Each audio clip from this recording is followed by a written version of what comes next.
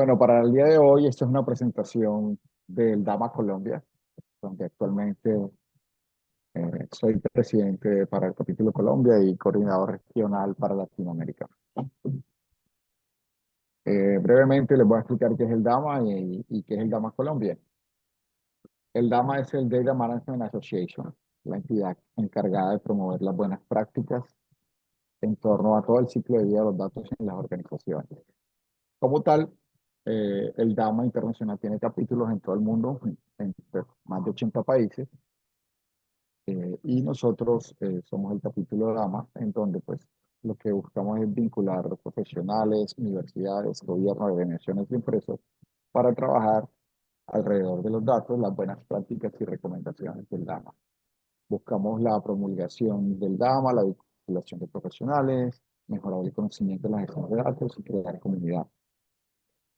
Arranquemos un poco sobre el contexto de lo que son datos e información. Son los hechos sobre el mundo, hechos recogidos. Por eso es que podemos innovar con ellos, porque se constituyen materia prima de escribir los hechos que han acontecido, pero con inteligencia artificial podemos predecir lo que va a pasar.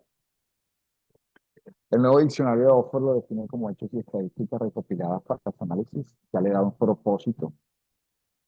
La Sociedad Americana para la Calidad, un conjunto de hechos recogidos, eh, les da un enfoque, es decir, que se deben almacenar de alguna forma. La ISO la define como la representación formalizada adecuada para la comunicación, la interpretación y procedimientos. Les da un tema de que debe ser estandarizada y que también tiene varios propósitos. Eh, los datos también se han denominado materia prima de información y la información datos en contexto.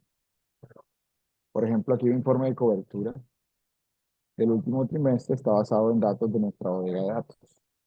Entonces hay una diferencia entre el dato como tal, que es lo que comúnmente dejamos en los sistemas de información, en los registros, y otra cosa es la información, que es cuando procesamos eso y lo volvemos análisis para la toma de decisiones. Eh, a mí me gusta esta otra definición: los datos son energía, porque impulsan el funcionamiento, la innovación y la toma de decisiones, que puede ser aprovechada para generar acciones de conducción al cambio. Esa es la energía, algo que hace que las cosas se muevan y que cambien, y con los datos sí que lo podemos hacer. ¿Por qué es necesario tener un gobierno y gestión de datos? Aquí hay algunas características bastante dramáticas, unas estadísticas que nos dicen que los datos crecen a un ritmo acelerado todos los años, que los líderes toman decisiones sin la información necesaria, que el 90% de los datos fueron creados en los últimos 2 años, que casi un tercio del día es el tiempo que los usuarios se dedican a buscar, consolidar datos, que 2 de cada 3 organizaciones tienen problemas para analizar sus datos y que 2 de cada 3 personas deben acceder a múltiples sistemas. Ya esto nos propone un reto, porque para poder innovar con datos es importante tener los datos organizados, con calidad, con veracidad, con responsabilidad. Es decir, un montón de características que deben cumplir los datos para poder ser utilizados en inteligencia artificial y en innovación con datos. Para ello es importante tener una empresa organizada en torno a los datos, que tenga gobierno, personas, procesos y tecnología y una cultura alrededor de los datos, donde desde mi punto de vista lo más importante son las personas. ¿Por qué? Porque las personas son las que crean los datos en los sistemas de información. Y si no las crean de manera veraz y con la calidad, pues de ahí en adelante, no importa qué procesos y tecnología tenga, eso no nos va a servir. Entonces es bien importante eh, cuando deseamos emprender proyectos de innovación con datos, de inteligencia de negocio, de inteligencia artificial, eh, hagamos mucha énfasis en la cultura y en los procesos de las personas para asegurar que dicho material, es decir, los datos, sean adecuados para lo que queremos hacer. Para ello tenemos un framework es el framework del DAMA, pero vamos a ver de manera diferente. Pues queremos monetizar los datos, innovar, inteligencia de negocio, para eso necesitamos organizar nuestros datos principalmente en maestros y referencias. ¿Qué son los maestros?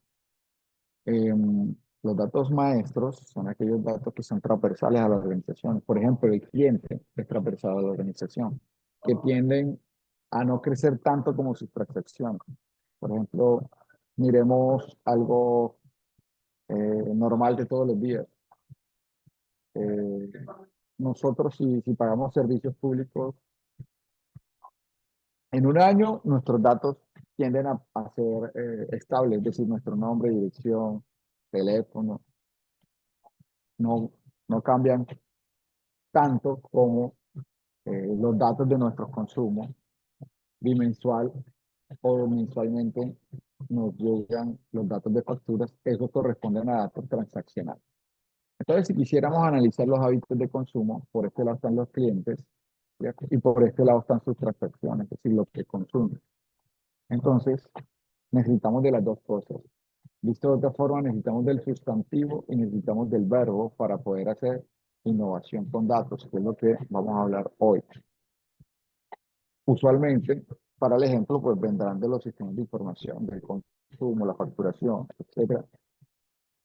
Esos datos no llegaron ahí por casualidad, se necesitó una planeación, una intención, que alguien ha hecho la arquitectura, es decir, los grandes bloques, los componentes.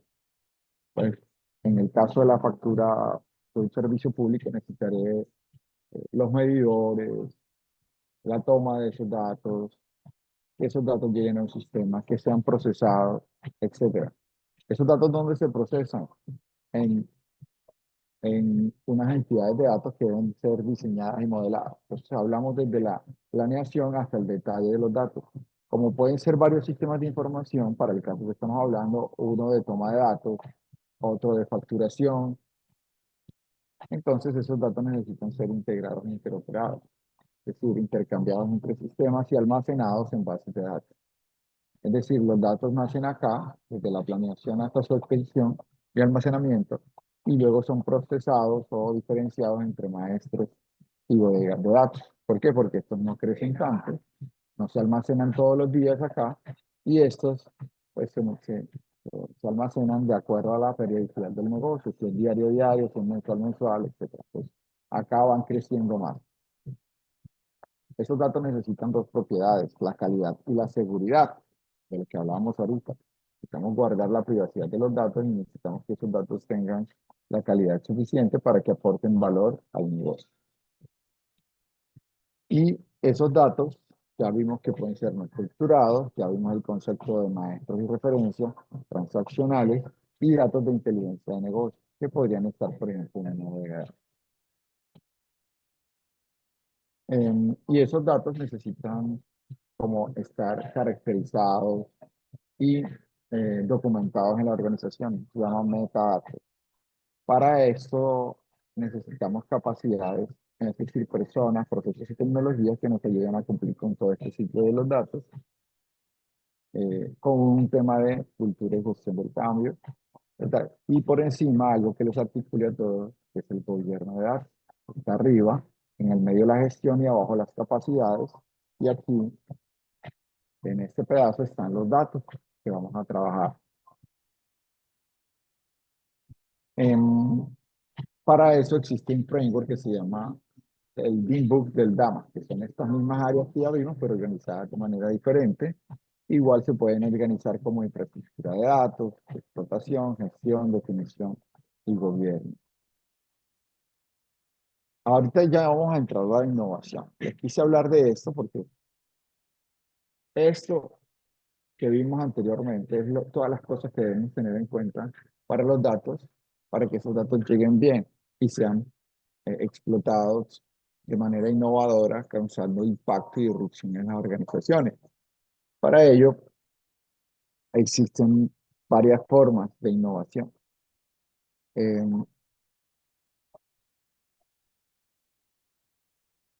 Veamos acá qué nos dice. Son aquellos modelos en donde llamamos innovación directa. en donde tomamos los datos y los empaquetamos y los podemos monetizar.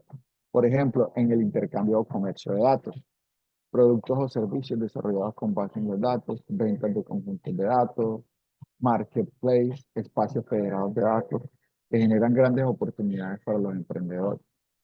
Es decir, el dato es la materia prima no solo de la información, sino de el producto o servicio que deseamos comercializar de una manera innovadora. También están suscripciones de información que toman los datos, los procesa, genera estadísticas que le interesan a un nicho.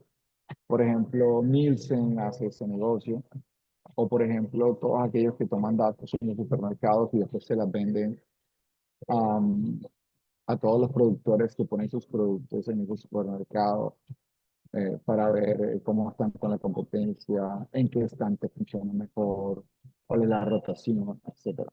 Pues hay firmas que solo se dedican a explotar la información y vender la suscripción. O puedes vender soluciones de analítica que usen datos como parte de la solución general. Por ejemplo, nosotros hicimos un modelo de deserción en las universidades. Todas las universidades tienen temas de deserción. Y es un problema porque muchos estudiantes se retiran en los primeros semestres y no completan eh, ese ciclo de formación, por ende no pagan las matrículas, por ende las universidades pierden un dinero ahí. Entonces, si nosotros podemos predecir cuándo y por qué el estudiante se va, eh, las universidades pueden actuar de manera proactiva y no esperar a que el alumno se retire y ofrecerle alternativas para que pueda continuar. Eso es un ejemplo de venta de soluciones de analítica. Eso, ¿qué nos representa? Eso quiere decir que hay un problema, en este caso la deserción, hay una solución que es un modelo predictivo y estamos realizando una venta que puede ser por servicio a las universidades. Y en el centro de esto que están, pues los datos alrededor del estudiante para que haya una solución a un problema típico de un segmento de mercado como tal. De tal manera que los datos son la moneda, en este caso, son la moneda para realizar todo este tipo de productos y servicios innovadores en la organización. Pero recuerden que para que estos datos de acá me funcionen, debo haber hecho todo lo que hablamos anteriormente. Es decir, debo garantizar su calidad, su seguridad, que los datos hayan sido interoperados, almacenados, que estén organizados en datos maestros y referencias transaccionales, datos de analítica, etcétera. Entonces, no es por casualidad que uno llega a innovar, uno tiene que estar preparado para ello, debe tener procesos dentro de la organización, etcétera. Este sería un modelo indirecto en donde lo que tenemos es que mejoramos los procesos de la organización, como se muestra aquí, a partir de modelos de inteligencia artificial que podemos tener como tal. Entonces es una monetización indirecta porque hacemos eficiencia operacional. Entonces, como tal, por ejemplo, puedo disminuir riesgo, encontrar la causa raíz de un problema, puedo mejorar mis productos y servicios como tal. Si yo detecto, por ejemplo,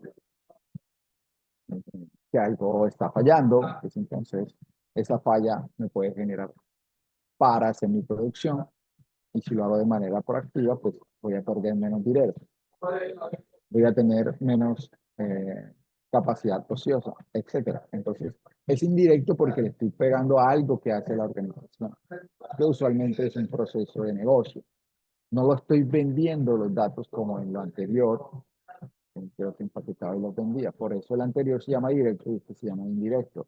Puedo construir y desarrollar relaciones con los socios de negocio.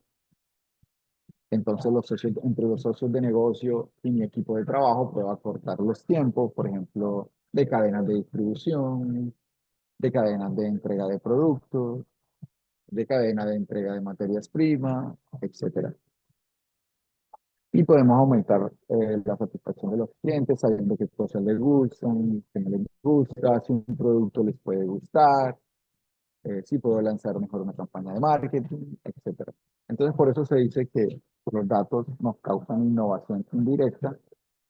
La innovación se da en que ya no podemos hacer las cosas de manera lineal, como venía en el proceso. Entonces somos disruptivos, no tenemos que esperarnos a que pasen las cosas.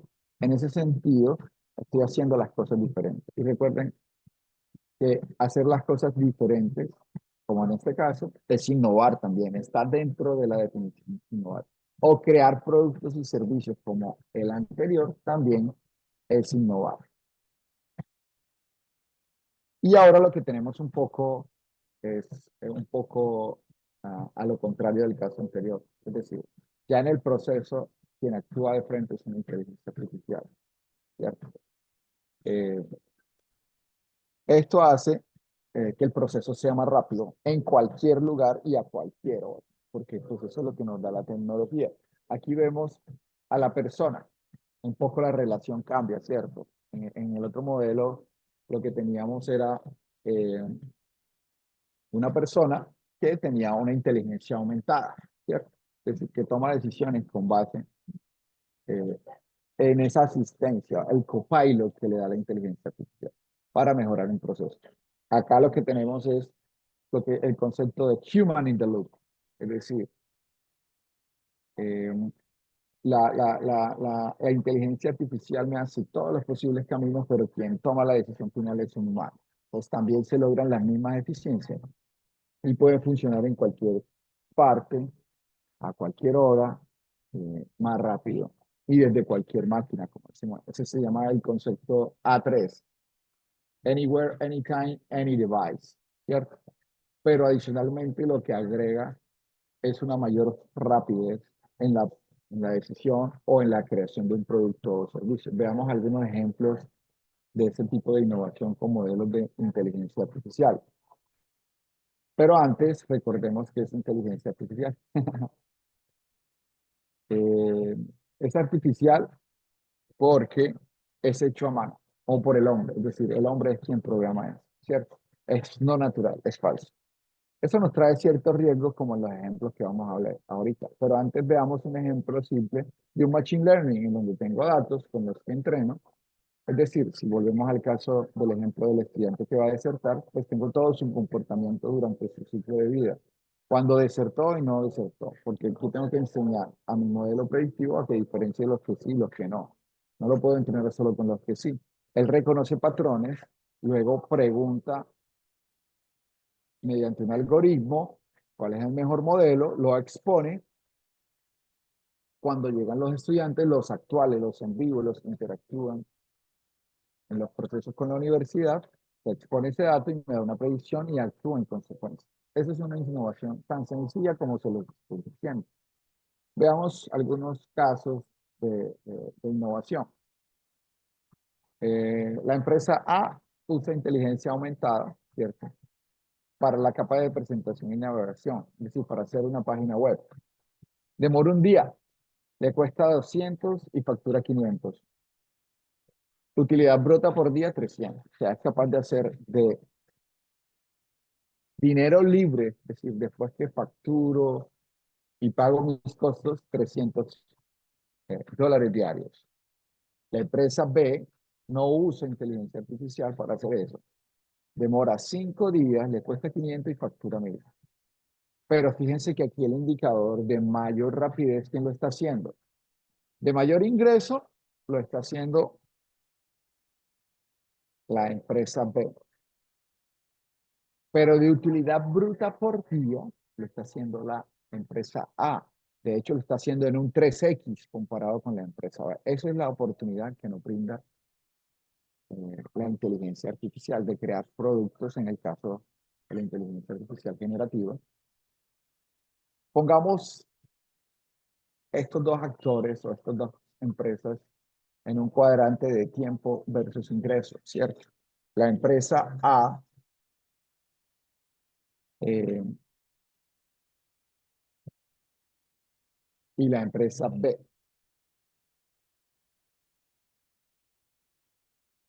La empresa A lo que hace es que tiene un ingreso mayor, pero una menor rentabilidad y un mayor tiempo. La empresa B tiene un ingreso menor, pero una mayor rentabilidad. ¿A dónde quieren estar todos? Pues en generar una mayor utilidad, ¿cierto? Es decir, en tener mayores ingresos y mayores utilidades. Eso es lo que significa esa bola ahí. Es decir, que P quiere pasar a mayores ingresos y A quiere pasar a una mayor utilidad. ¿Eso qué riesgos tiene? Que la empresa B pueda desaparecer si no actúa, ¿cierto? Rápido para llegar a ese estado deseable. Y puede haber un impacto directo por despido de personas, por el uso de la inteligencia, por el no uso de la inteligencia artificial. Mientras que A podría perder clientes e ingresos cuando llegue a una mayor utilidad porque las otras capacidades como la de la empresa. Entonces, ¿qué hacemos? Producimos más rápido. Eso es lo que hace la empresa A. Pero si él no adecua su área de venta, de servicio al cliente, o sea, no aumentamos esas otras capacidades de atención, pues la empresa puede tener una insatisfacción de clientes. Entonces hay que prestarle mucha atención a en dónde están las mejores oportunidades para cada uno. No es que el uno esté mejor que el otro, porque si el uno no vende, eh, no puede cumplir con ese nivel de capacidad de producción.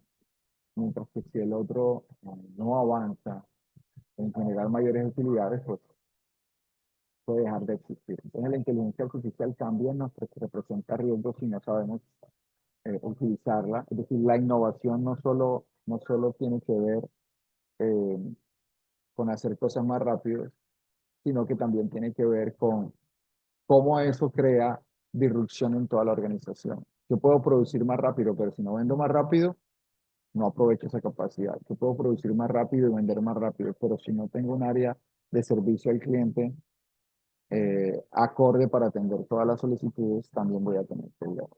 Ese es el reto que enfrenta la empresa A. El reto que enfrenta la empresa B es que se está quedando atrás, está facturando más, pero está ganando menos en el tiempo. Entonces, cada uno tiene que moverse un ritmo para innovar y aprovechar eh, todas estas capacidades que nos brinda la inteligencia artificial. Si A y B llegan a una mayor utilidad de ingreso a tiempo, tendrán una oferta mayor que la demanda, por ejemplo. Entonces, eh, tienen tanta capacidad, pero no tienen quien les compre. Por lo tanto, lo que deben hacer es diversificar. Mira como dice aquí, diversificar portafolio, atender nichos especializados. Es lo mismo en el caso de eso, qué sé yo, hacer página web en general que hacer una página web para la industria petrolera. Eso es especializado, ¿cierto? Entonces, aparte de hacer las cosas más rápido, tiene un conocimiento del sector y del segmento. Todo eso lo debemos tener en cuenta para innovar. ¿Cuáles son las barreras de entrada? ¿Cómo me estoy diferenciando? ¿Cómo la inteligencia artificial me apoya para hacer ciertas cosas más rápidas? Pero si yo no tengo en cuenta el resto de los procesos de la cadena de valor, cómo recibo los pedidos, cómo los entrego, cómo presto servicio al cliente, pues entonces voy a tener eh, unos cuellos de botella porque unas capacidades las tengo muy rápidas y otras las tengo muy lentas. Entonces toca ver esos temas en todo lo que tiene que ver con la innovación. La innovación no solo consiste en hacer un modelo, tenemos que tener en cuenta todos esos pasos, mirar el impacto en la organización de los procesos. Por ejemplo, acá puede haber otro caso de ingresos versus suplantación, ¿cierto? Un compositor A se vuelve viral porque usa inteligencia artificial para imitar la voz de un cantante. El otro simplemente canta, pero corrige su voz con inteligencia artificial para que sus canciones estén bien. Veamos eso en un cuadrante de viral e ingresos, cómo se ve. Bueno, el B eh, es bastante viral, ¿cierto? Pero el A es mucho más viral y tiene mayores ingresos. Entonces, ¿qué puede hacer cada uno? Uno está haciendo cosas que van contra la ética. Puede ser demandado por el cantante el que le hizo la voz. Las plataformas plataformas los pueden desconectar. B podría tener malos resultados en conciertos en vivo, por ejemplo, que no canta bastante sus canciones. ¿Qué oportunidades hay para A, hacer demos con sus letras para cantantes con la voz de ellos? Entonces es una excelente oportunidad porque le puedes decir al cantante, mira cómo queda esta canción con tu propia voz, ¿cierto? Y eso puede ser un nicho bastante importante. Ya no es solo que le entreguen la letra y le digan, cántala a ver cómo suena, ¿no? Ya sabemos cómo podría sonar mejor. El cantante B puede detectar sus puntos de mejora y hacer un autoentrenamiento para corregir los puntos débiles y trabajar en ellos. Entonces esos son como retos que nos enfrentamos eh, a la hora de innovar eh, con temas de datos. Acá tenemos uno de seguridad, ¿cierto? El ejército A usa inteligencia artificial para ejecutar estrategias de defensa de manera automática. El B usa inteligencia artificial de manera asistida. ¿Qué riesgos pueden haber ahí? ¿Cierto? El A es más veloz y más preciso. El B es más preciso, pero menos veloz. ¿Qué riesgos pueden haber? El A puede tener efectos no deseados. El B puede perder recursos por dudas en la decisión. ¿Qué oportunidades hay? eh, para el A, reentrenar modelos con nuevas variables, escenarios y tener control de Human in the Loop, ¿cierto? Como hablamos. El B, incluir árboles de decisión, escenarios para eh, mejorar su velocidad.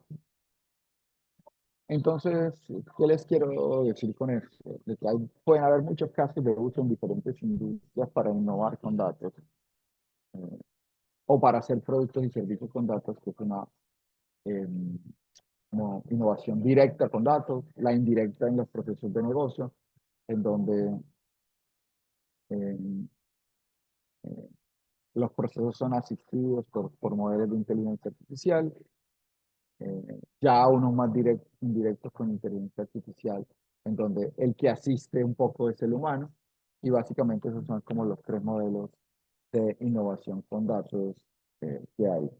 Digamos que aquí traté de ser bastante conciso en toda la charla. No sé si tienen preguntas, estoy a sus órdenes si desean hacer preguntas.